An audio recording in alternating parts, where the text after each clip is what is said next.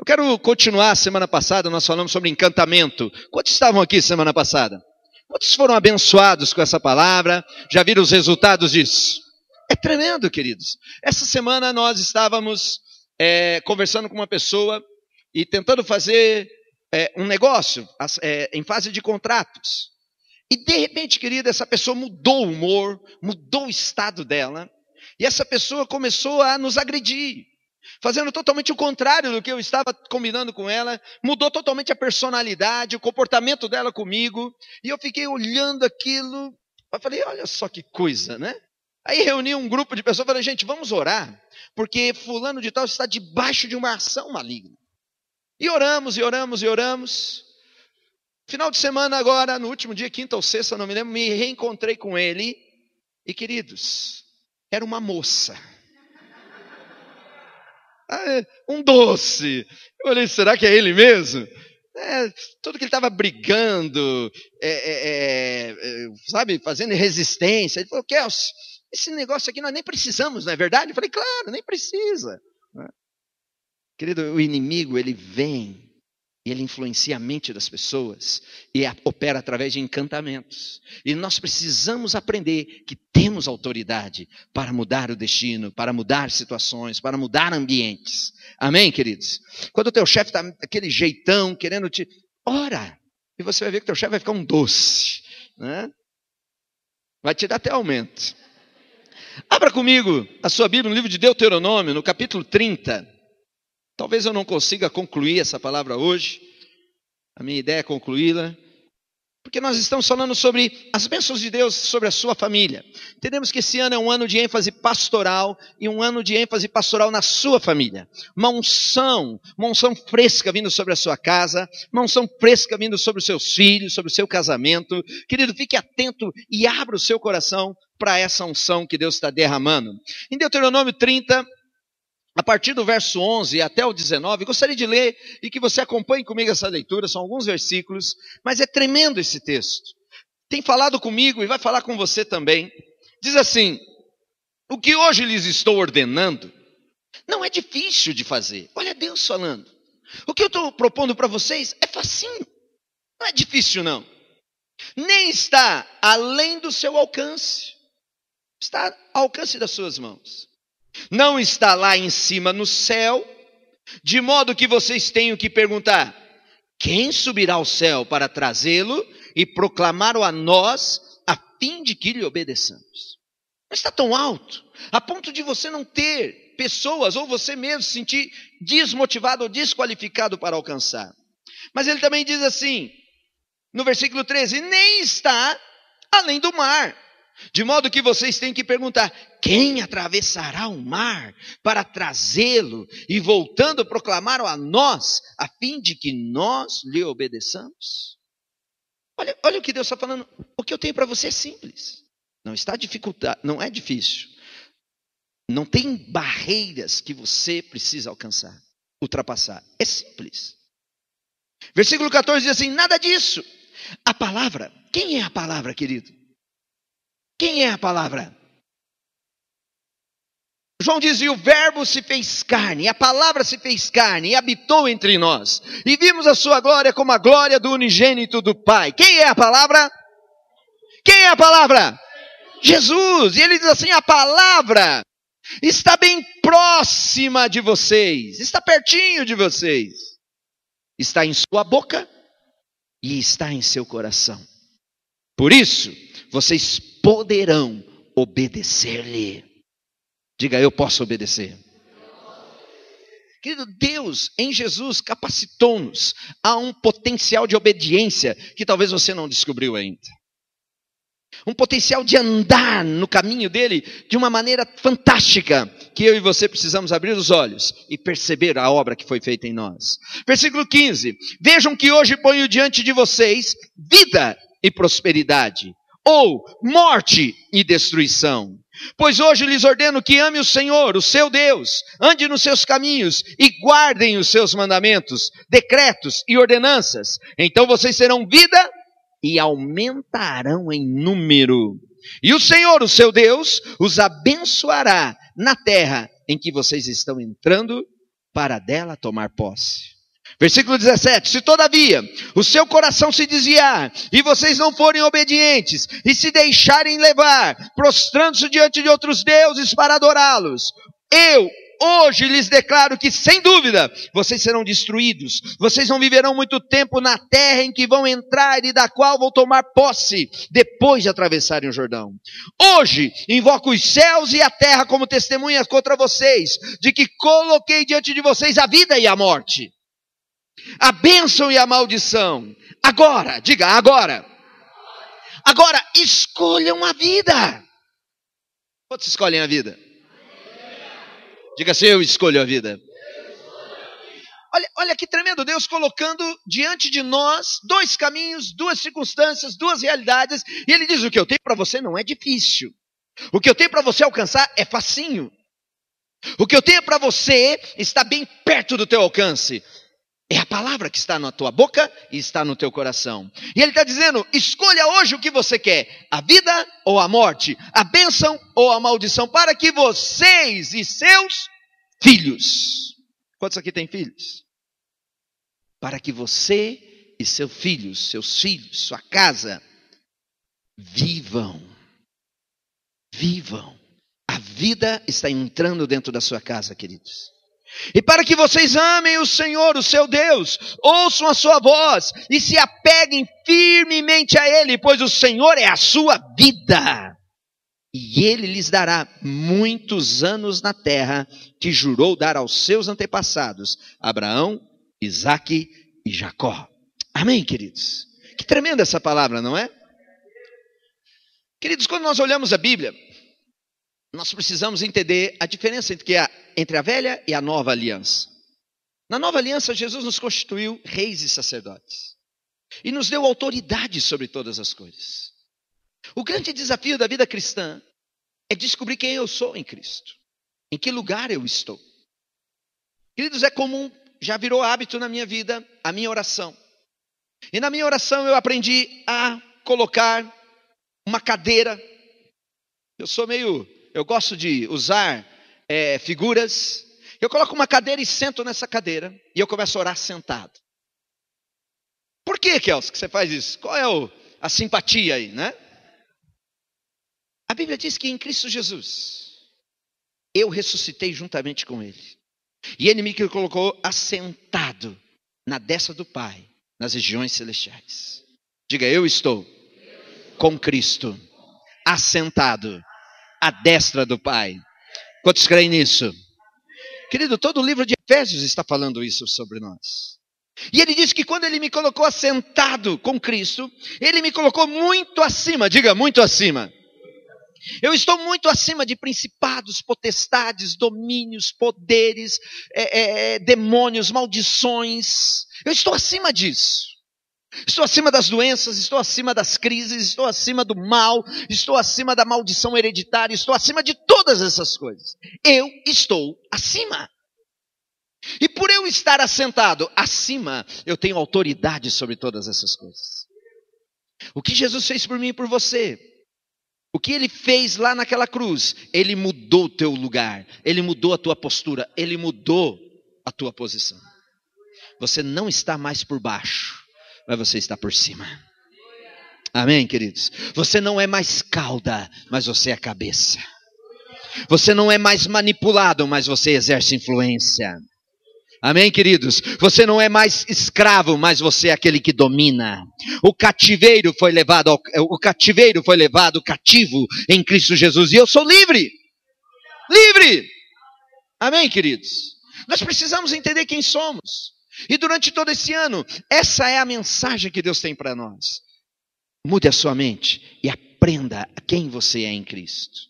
Por que nós precisamos urgentemente aprender isso? Porque nós estamos num ambiente de maldição. Nós estamos em constante batalhas espirituais. Estamos em constante ameaça do nosso território. Tem demônio querendo entrar dentro da sua casa. Tem ações malignas querendo roubar o que você conquistou. Existe pessoas sendo roubadas. Existe pessoas sendo furtadas. Existe pessoas sendo lesadas em todas as heranças que Deus tem para ela. É impressionante como você olha para a igreja Olha para o crente, que é mais do que vencedor, que está sobre todas essas coisas, mas você vê um vento de destruição pairando sobre alguns. Casamentos destruídos, família destruída, finanças destruídas, saúde destruída. E a pergunta é, por quê? Eu quero falar hoje com você sobre o ciclo da bênção. Amém? Ciclo da bênção. Deuteronômio que nós lemos, ele diz, escolha o que você quer. Escolha a morte ou a vida, a bênção ou a maldição. O que você quer? Quantos querem a vida e a bênção? A palavra maldição na Bíblia, ela, principalmente no Velho Testamento, os estudiosos de Velho Testamento, vale a pena você mergulhar um pouco nisso. E nós precisamos aprender algumas coisas. Nós encontramos pelo menos 3 palavras que expressam maldição no Velho Testamento. 3 palavras.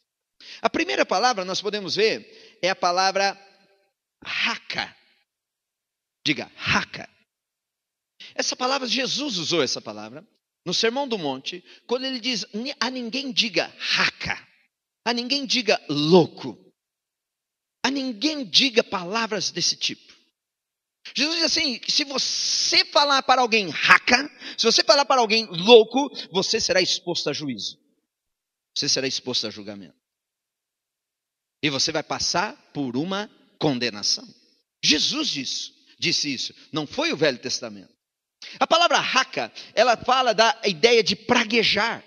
É a palavra que vem da maledicência. É a palavra que vem para declarar morte na vida das pessoas, destruição na vida das pessoas. Raca é quando eu maldigo alguém, é quando eu declaro palavras de destruição para alguém. Raca é a palavra advinda da inveja, da ira, da raiva.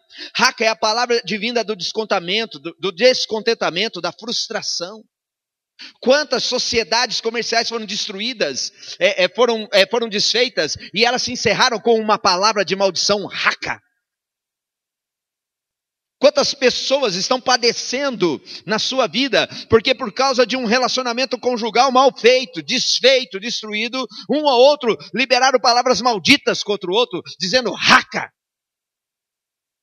Essa é a palavra da maledicência. Raca é a palavra do falar mal, do praguejar. Nós temos outra palavra também que para expressar maldição no Velho Testamento, que é a palavra alau. Diga, alau. Vocês estão falando hebraico, hein? Olha, vocês falam em línguas, hein? Alau é a consequência advinda da quebra de uma aliança. Alau dá a ideia o seguinte, se você colocar o dedinho na tomada, você vai levar um choque. Então não coloque o dedo na tomada. E quando você desobedece e coloca o dedinho na tomada, você leva o choque. Essa ideia de quebrar um pacto, de quebrar um concerto, de desobedecer a um mandamento, a maldição que é liberada é o alau. Alau não é simplesmente uma maldição, mas é a consequência de uma desobediência. É a consequência de um ato de rebeldia, de um ato de desobediência, de um ato inconsequente. É alau. As pessoas são amaldiçoadas, as pessoas passam por dificuldades, porque quebraram um voto, quebraram uma aliança. E existe uma outra palavra também, que é muito forte, que é a palavra maera. Diga, maera. A palavra maera, ela já é uma palavra pesada, que é a palavra da condenação. É a palavra da condenação. É a palavra que não tem volta mais. Por exemplo, quando Noé, o filho dele, viu a sua nudez e desonrou Noé, Noé liberou uma maera sobre o seu neto, Canaã. Foi uma palavra de condenação, foi uma maldição. Não tem volta. É uma destruição, é um juízo. E essa palavra maera, ela geralmente é a palavra que é a condenação que nós vamos ver acontecendo sobre aqueles que não reconhecem que Jesus é o Senhor e Salvador. O juízo maera, juízo é uma maldição, é uma imprecação de destruição. É quase que, alguns estudiosos, alguns teólogos dizem, é uma palavra que não tem volta. Foi declarada e foi estabelecida. Ok? Queridos, mas eu quero trabalhar com vocês esses conceitos. os níveis de maldição, os níveis de condenação, os níveis de amarra que nós nos envolvemos e convivemos com elas. Agora, vamos avançar um pouquinho. As maldições em nossas vidas, elas muitas vezes, nós precisamos aprender a fazer a leitura delas. E entender que muitas delas são sinalizadores.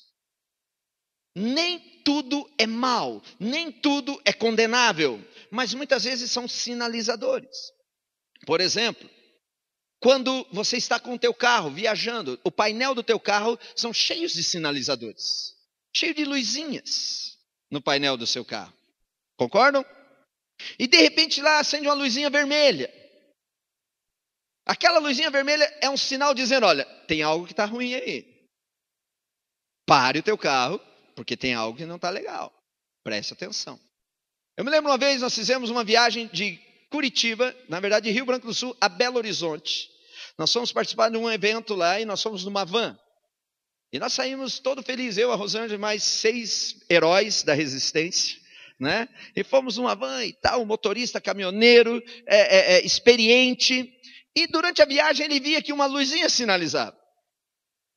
E ele parava o carro, olhava, mas a luzinha não condizia e ele tocou o barco.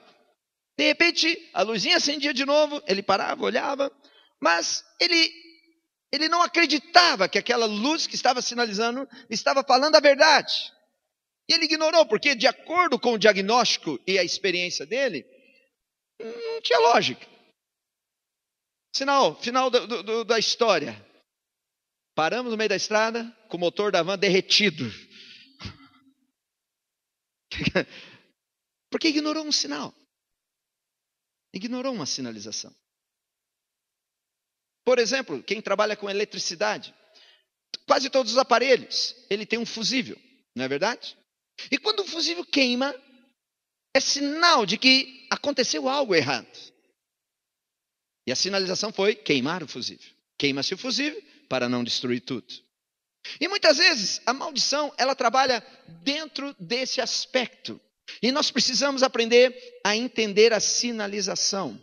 Queridos, a Bíblia fala de algumas situações interessantes, que são sinais que Deus traz e que algumas pessoas ignoram. Por exemplo, a Bíblia fala do rei Acabe. Quase já ouviram falar do rei de Israel chamado Acabe? Acabe foi o maridão daquela que é a Jezabel, né? Jezabel vocês conhecem bem. Acabe, ele era tão Acabe que quase não sabem quem é ele, né? Mas falou em Jezabel, a mulher de Acabe, né? Então, na verdade é o contrário. Acabe, esposo de Jezabel, né? Acabe era um cara que Deus mandou vários profetas dizendo a ele que as coisas não estavam bem. Vários sinalizadores. E o sinal mais forte foi tempo de seca. Houve uma seca sobre Israel. Fome, miséria, pobreza. E Acabe ali resistente. Não, está tudo bem. Não é nada. É natural. Pois nas outras nações também ficou um tempo sem chover. Ignorando os sinais. Querido, olha aqui para mim. Deus, primeiramente, permite que os sinais venham sobre a sua vida para apresentar coisas que estão erradas. E quando eu ignoro os sinais, eu vou colher eu vou sofrer e vou trazer uma colheita de consequências seríssimas. Acabe foi ignorando os sinais de Deus, foi ignorando a voz profética. Um dia, tinha um profeta chamado Micaías. E foi um rei fazer associação com Acabe para entrar para uma batalha. E o rei fala, não tem um profeta para nos falar o que devemos fazer? E vem Micaías, um profeta que Acabe morria de medo dele, porque Acabe, aquele profeta só falava a verdade. Dizendo, Acabe, você está mal. Acabe, as coisas não estão bem para o teu lado. Acabe, se você continuar, você vai morrer. Sabe aquele líder que só fica dizendo para você, acorda, muda o teu rumo, cuidado. E você diz, esse cara só pega no meu pé? Micaías era esse tipo de líder na vida de Acabe. E um dia Micaías foi até o rei e começou a profetizar. E sabe o que Micaías profetizou? Ele disse, sabe o que eu vejo? Rei, eu vejo uma reunião no mundo espiritual. E eu vejo demônios dizendo, quem vai enganar Acabe? Quem é que vai enganá-lo? E de repente se levanta do meio daquela reunião de demônios, um dizendo, eu vou! E perguntaram para ele, isso é a visão de Micaías. Está em 1 Reis, capítulo 29, se eu não me engano. É o último capítulo do livro de 1 Reis. E esse demônio se apresenta e diz: eu vou enganar Acabe. Como que você vai enganar? Eu vou pôr um espírito de mentira na boca dos profetas. Acabe foi ignorando os sinais. Foi ignorando os sinais. As luzinhas acendendo no painel, dizendo que não vai bem, não vai bem, não vai bem. E de repente, a tolerância acabou e a consequência veio. E Micaías profetizou. Acabe ficou irado com Micaías. Mandou ele para a prisão, ficar a pão e água. E ele foi ignorando o último sinal de Deus. E ele foi para a guerra. E a Bíblia diz que ele morreu nessa guerra. Perdeu tudo. Sabe por quê? Porque ignorou um sinal. Às vezes, querido, dentro da sua casa, o teu filho é um sinal. Se o teu filho não vai bem, se as coisas não estão indo bem, se o teu filho está dando sinais de rebelião, se o teu filho está começando a ter contato com as drogas, se o teu marido está começando a dar sintomas de frieza, não ignore os sinais. São tipos de maldição que estão vindo sobre a sua casa e a luz vermelha está acendendo. Vocês estão aí, igreja? Eu estou pregando para alguém aí ou não? Amém, glória a Deus, não estou sozinho. Um segundo exemplo, isso é Novo Testamento.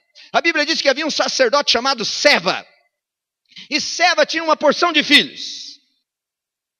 E eles moravam em Éfeso. Éfeso passou por um grande avivamento, porque Paulo chegou lá. E Paulo começou a pregar e todos começaram a se converter e tal. E aqueles filhos de Seva olhou para o ministério de Paulo. E a Bíblia diz que um dia, aqueles garotos, filho de um sacerdote, encontraram com um demônio. E foram lá, vamos expulsar esse demônio. E chegaram diante do endemoniado, diante do espírito imundo. E falaram: em nome de Jesus Cristo, que o apóstolo Paulo prega, eu digo, sai daqui. O demônio olhou. Pense um demônio olhando. Né? Aquela cara de segunda-feira, né? Jesus eu sei quem é. Paulo, eu bem sei quem é. Mas e vocês, quem são? Olha o sermão do demônio, cara. Que pregação que esse demônio fez. Sei quem é Jesus. Conheço o apóstolo Paulo. Mas e você, quem é? Você conhece essa história? Está em Atos capítulo 15 a 19. A Bíblia diz que aquele demônio pulou naqueles garotos. Saltou naqueles garotos, deu uma surra neles. Pôs eles para correr. E pior, arrancou até a roupa deles. Tiveram que sair pelado. Mas sabe o que aconteceu? Aquilo foi uma grande lição para a família de Seva. Uma grande lição. Sabe qual é a lição? Algo não está bem. Algo não está bem. Por que não podemos expulsar? Por que não temos autoridade? E a Bíblia diz que aquele fato, daqueles garotos fugirem dos demônios pelados e levando a surra, trouxe um temor na cidade. Um grande avivamento aconteceu na cidade depois daquele dia.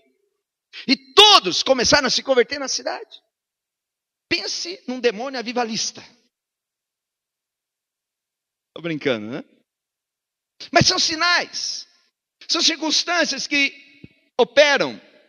Queridos, ouça o que eu vou te falar. A quebra de maldição. Nós precisamos fazer, mas temos que parar de mistificar ou de espiritualizar a quebra da maldição. Eu vejo muitas pessoas achando que a quebra de maldição é como se fosse um karma, ou como se fosse um passe, como se fosse um mantra. Agora passei pela sessão de descarrego, agora sou novo. E sai, né? Feliz da vida. Não se quebra a maldição assim. Não é esse o princípio da quebra de maldição. Se quebra a maldição quando eu enfrento as consequências. A quebra de maldição, ela não apenas acontece com a espiritualização. Muitas vezes nós estamos espiritualizando a rebelião. Fulano agiu de forma de rebelião e ele vai colher consequência. Mas daí ele vai para a libertação dizendo: Deus, eu quebro toda a consequência. Não se quebra a consequência, meu irmão. A quebra de maldição, ela acontece, entenda o que eu vou te falar, aprenda isso e tudo vai mudar na sua vida. Quando eu faço por uma libertação, quando eu quebro uma maldição, eu estou quebrando a legalidade demoníaca que aquele ato permitiu que os demônios agissem. Então o que eu faço? Eu amarro o mundo espiritual, quebro a legalidade, reconheço que errei, confesso o meu pecado, repreendo a ação demoníaca, fecho a porta. Mas agora, querido, eu tenho que lidar com a desordem. Eu tenho que arrumar o que foi estragado. Eu tenho que consertar o que se quebrou. Eu preciso me responsabilizar pelo caos que se instaurou por causa da minha inconsequência. A maior citação ou a maior referência bíblica sobre maldição é a palavra que eu citei para você no começo, que é alau, que é o quê? As consequências de atos indevidos. E muitas vezes nós olhamos as sinalizações que Deus está dando, né? O casamento indo mal, as finanças indo mal, os filhos indo mal, e nós queremos espiritualizar. Pegamos o filho, vai lá para a sessão de libertação, você vai ver, o pastor vai brigar com você, vai falar umas verdades para você, e olha lá se você não se consertar. Não é assim, querido. Não é assim. Olha aqui para mim, filhão. Filhão e filhona. Jamais permita que alguém paternalize seus filhos. A igreja não pode paternalizar teus filhos. A IBI não pode fazer a função de paternidade nos teus filhos. O Junad não pode fazer a função de paternidade na vida dos teus filhos. Jamais. Você é o pai e a mãe dos teus filhos. E toda a ação que está envolvendo teus filhos, você precisa lidar com a desordem. É você.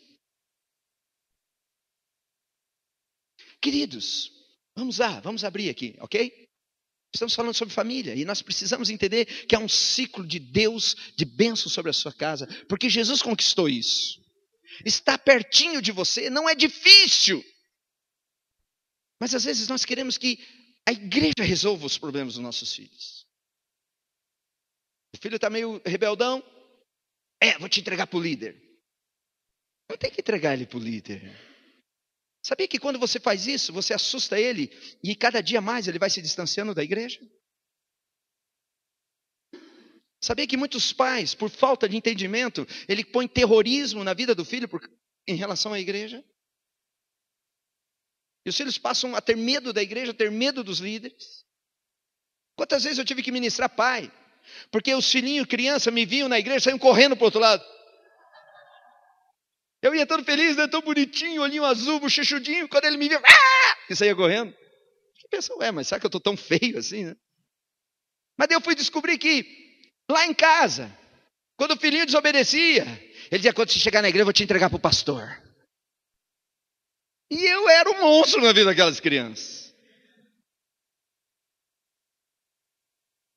Igreja, ministérios que a igreja tem com crianças, adolescentes, jovens, casais, eles têm uma função. Mas a função principal e a autoridade principal na sua casa é você, querido. E se você não ministra o coração dos teus filhos, não espere que a igreja vai fazer isso. Não pode, ela não consegue. Não é essa a autoridade que Deus deu para a igreja. Não é essa a autoridade que o ministério deu sobre os seus filhos. O que eu preciso aprender é lidar com o que está acontecendo. Lidar com os sinais que estão acontecendo. Aprender a fazer a leitura. Você precisa trazer os seus filhos para a igreja, sim. Filho adolescente, filho junior, filho criança, ele tem que vir para a igreja, queridos. Mas quando ele vem para a igreja, você tem que fazer uma propaganda legal da igreja. Você tem que pintar o quadro legal da igreja. Jamais, ouça, diga jamais. Diga bem alto, jamais. Jamais fale mal da igreja perto dos seus filhos. Jamais fale mal do pastor.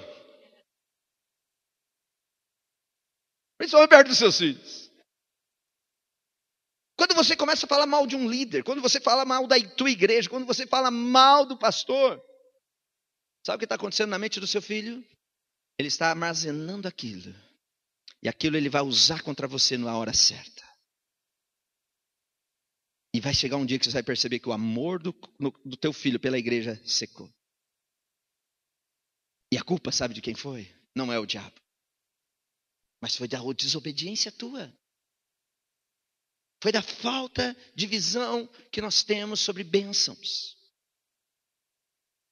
Vocês estão aí, igreja? Está firme aí ou não? Querido, não se quebra uma maldição somente numa declaração. Eu quebro uma influência, eu tiro uma legalidade. Quando você faz a renúncia, eu renuncio tal coisa, eu renuncio outra aquela coisa, eu renuncio aquele pacto, eu renuncio aquilo outro. Quando você renuncia, você está fechando uma porta no mundo espiritual, mas as consequências daquela maldição é preciso uma responsabilidade diante disso. É preciso uma posição diante disso. E essa posição, e essa força, e essa capacidade, quem te dá é Cristo. Enfrente a situação, enfrente a circunstância. O que foi quebrado, Deus constrói. O que caiu, Deus levanta. O que se destruiu, Deus dá novo. Aleluia! Essa é a unção. Ei! Precisamos aprender a lidar com isso. Em Cristo Jesus eu posso todas as coisas. O que está faltando é um espírito de sabedoria entrando nas nossas casas como família. E identificarmos os males. Querido, muitas vezes o teu filho está abrindo brecha dentro de casa. Muitas vezes o teu filho está envolvido com pornografia. Teus filhos estão envolvidos com drogas, com violência, com namoro ilícito. E isso são brechas que estão trazendo para dentro de casa. E você precisa observar os sinais. Porque Deus disse, escolha o que você quer. Você quer vida ou você quer morte? Você quer bênção ou você quer maldição? Escolha, senta com teus filhos, reúna. A Bíblia diz que um dia, Josué, aquele que substituiu Moisés, quando ele viu diante da terra todos os desafios, mas ele também viu toda a promessa que Deus tinha para eles, aqueles campos, aquela terra fértil, aquela terra cheia de muralhas, cidades edificadas, aquela terra cheia de poços artesianos, aquela terra frutífera, cheia de árvores frutíferas. Josué olhou aquela terra, ele convocou os líderes da nação, fez uma reunião embaixo numa árvore, e ele diz, hoje, reúna suas famílias, reúna os seus filhos, e escolha hoje a quem vocês vão servir, porque eu e a minha casa vamos servir ao Senhor. Aleluia! Precisa escolher o que você quer. Senta com teus filhos, faz uma reunião familiar, e diga o que nós vamos escolher. Porque teus filhos muitas vezes vão colher consequências terríveis. Terrível. Eu preciso avançar. Um outro ponto que nós precisamos trabalhar é o amor à correção. A Bíblia fala de alguns textos. Por exemplo, Provérbios 29:15 diz assim, a vara da correção, diga correção. A vara da correção dá sabedoria, mas a criança entregue a si mesma envergonha sua mãe. Em Jeremias 2:30 diz assim, de nada adiantou castigar o seu povo, eles não aceitaram a correção. A sua espada tem destruído os seus profetas como um leão devorador. A nação, a família, a pessoa que rejeita correção, essa pessoa não tem como ser abençoada. Não tem como. Jó, no capítulo 36, 10 e 11 diz assim, ele os fará ouvir a correção e lhes ordenará que se arrependam do mal que praticaram. Se lhes obedecerem e os servirem, serão prósperos até o fim dos seus dias e terão contentamento nos anos que lhes restam. Diga assim, eu preciso amar a correção. O primeiro princípio para lidar com um sinal de maldição dentro de casa, um sinal de maldição na sua vida, é aprender a administrar a correção. Já percebeu que hoje as pessoas rejeitam a correção? Mais do que nunca. Você vai falar para o filho, filho, está errado. Ele, está nada, pai, o que você está pensando? Bate boca com o pai. Se fosse minha avó e meu avô dizendo, no meu tempo, menino. Percebe que os filhos, uma cultura que despreza a correção, tem entrado na nossa sociedade. O pai vai ensinar o caminho para o filho rejeita, o filho parece que sabe mais do que o pai. Interessante, né? A Bíblia diz que quem odeia, quem rejeita a correção, será castigado. Será castigado. Queridos, quem ama a correção vai estar no caminho da vida. Pai, mãe, maridão, esposa, filhão, filhinha. Ouçam, quem ama a correção tem um coração aberto para a bênção. É terrível, é horrível. Quando você vai trabalhar a instrução na vida de alguém, e esse alguém começa a bater de frente contra tudo que você está falando. Já trabalhou assim? Já tentou trabalhar com alguém assim? Ele errou, ele está indo para o caminho errado, mas você tenta como autoridade, como um pai, como um líder, como um pastor na vida dele, você tenta mostrar, mas ele fica só rebatendo, ele fica nervoso, ele fica bravo com você, ele fica irritado. Sabe o que é isso, querido? Desprezar a correção. Os filhos que estão aqui nessa noite, adolescentes, jovens, comece a trabalhar o teu coração e comece a acreditar que o que o teu pai está falando, o que a tua mãe está falando, é um princípio para estruturar a sua vida e livrá-lo da maldição. Amém, queridos? Pai, aprenda a ter governo sobre isso. Aprenda, se preciso for ainda, se está na idade da varinha, use a varinha, mas ensina ele a receber a correção. Quantos adultos, maridão, e perdem o emprego, porque quando chega no trabalho, o chefe tem ordem, a empresa tem regras, a empresa tem princípios, e ele todo largadão, achando que sabe tudo, aí o gerente vai fazer a correção, ele bate de frente, é mandado embora. E sabe o que foi o culpado? O culpado foi o seguinte: em casa não ensinaram ele a aceitar a correção. Um dos grandes princípios hoje, que precisam ser restaurados dentro de casa, é o amor à correção, o amor à disciplina. Olha o que a Bíblia diz em Hebreus capítulo 12, versículos 5 ao 11. Leiam comigo. E já vos esquecestes da exortação que vos admoesta como a filhos? Filho meu, não desprezes a correção do Senhor. Olha, é Deus falando para você. É Deus trazendo à tona um princípio. Não despreze, não odeie, não rejeite. Algumas pessoas com temperamento mais difícil, elas são traídas nesse momento. Você cutuca, você aponta um erro, ela já vem com 10 pedras nas mãos, né? Já trabalhou com pessoas assim? São pessoas difíceis. E essas pessoas sempre levam mal.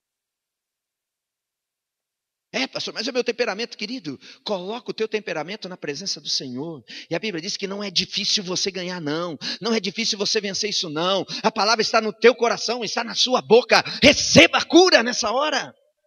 Acredite, em Jesus você pode todas as coisas. Em Jesus você consegue obedecer. Em Jesus você consegue amar a correção. Em Jesus você consegue ser obediente, ser próspero, ser vivo. Honre a Jesus. Usar uma palavra bem forte aqui. Use a Jesus com tudo que Ele deu para você. Faça uso disso. Não é pela força do seu braço. Continuando. Não despreze a correção do Senhor, nem te desanimes, quando por Ele és repreendido.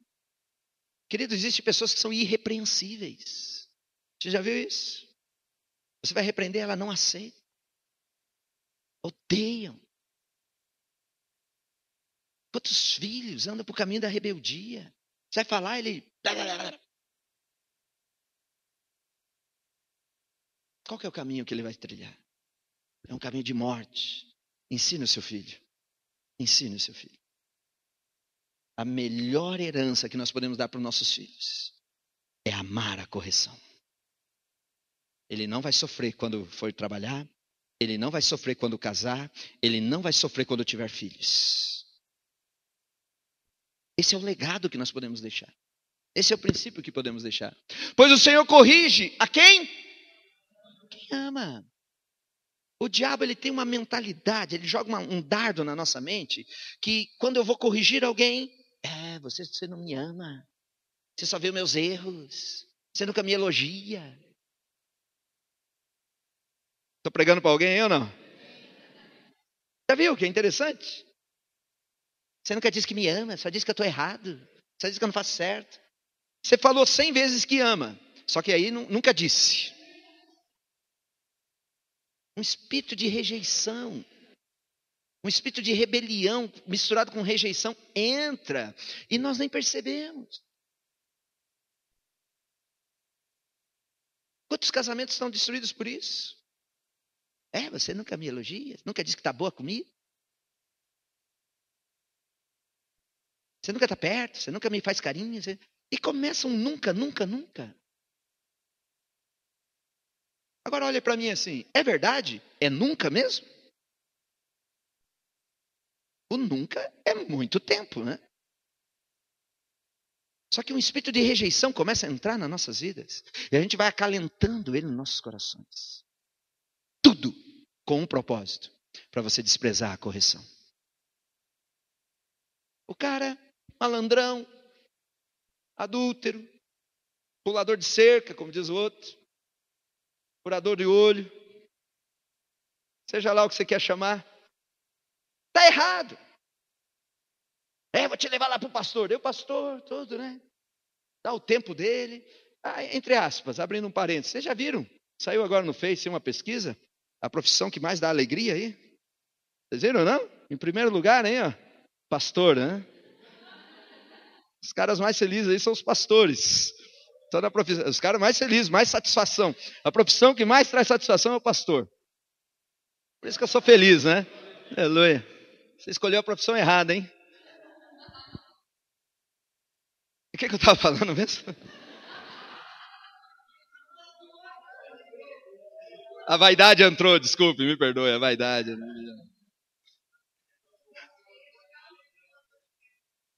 Aí o cara tudo errado. Aí o pastor vem e senta, meu irmão, faz favor, né?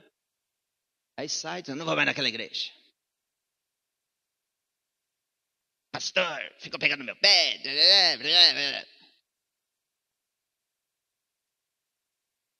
Desprezou a rejeição. Despreza a repreensão. E a Bíblia está dizendo, pois o Senhor corrige a quem ama. Querido, glória a Deus, porque você tem teu pai que corrige você. Glória a Deus, porque muitas vezes você tem teu esposo que alinha o teu caminho. Glória a Deus, porque você tem tua esposa que expõe você em parede com os dedos. Não estou falando de você, amor.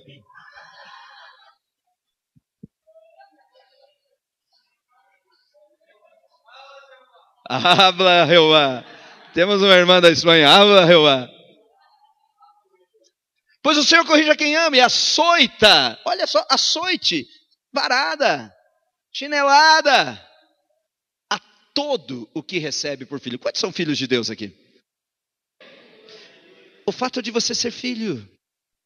O amor de Deus quer corrigir você. Deixe Deus te corrigir, queridos. Deixe teu pai e tua mãe te corrigirem. Está aqui minha filha, a Elissa está aqui, a mais velha, que é a que mais recebe correção. O pequeno ainda é novo, né? Mas eu digo para ela, Elissa, se tem alguém que te ama nesse mundo, sou eu. Eu e a tua mãe. E tudo que nós falarmos para você é porque nós te amamos. Não é verdade? Porque lá fora, queridos, vão falar um monte de coisa para os teus filhos só para manipulá-los, para seduzi-los. O bonitão vai dizer um monte de coisa para ela e ela fica... Mas você sabe o que ele quer, né? Você sabe onde ele quer chegar, né? Mas em casa, o pai corrige porque ama o filho. O pastor, o apacentador corrige porque ama. Está vendo você indo para o caminho errado. Ele quer trazer você para o caminho correto. Então não despreze a correção. Vocês estão aí, igreja? E para a disciplina que sofreis, Deus os trata como a filhos, pois qual é o filho a quem o pai não corrija? Além disso, tivemos nossos pais segundo a carne, para nos corrigirem, e os olhávamos com respeito. Quantos olham com respeito aqueles que o corrigem? Queridos, é digno de honra aqueles que fazem correção. Filhos, vocês estão aqui, honre os teus pais, porque eles estão instruindo você no bom caminho. Honre o teu apacentador, porque eles estão edificando você num caminho. Tenho que terminar. Não nos sujeitaremos muito mais ao Pai dos Espíritos e viveremos? Não tem vida nisso. Não vai haver nisso em aceitar a correção e aceitar a disciplina. Isso não traz vida? Traz vida. O rejeitar a rejeição traz morte. E o que você escolhe, a vida ou a morte? Vida. Eu vou parar por aqui. Semana que vem eu vou abrir mais um espaço e nós vamos falar sobre o propósito dos filhos. Amém? O propósito de Deus na vida dos teus filhos. E qual o teu papel para que Deus cumpra o seu propósito. Amém, queridos? Queridos, a maldição, ela precisa ser acatada. Você não está debaixo da palavra da condenação. Você está em Cristo Jesus. Mas o que nós estamos embaixo não é de condenação celestial. Nossos pecados, todos eles são perdoados. Mas o problema não é o perdão. O problema é a consequência. Vamos colocar em pé.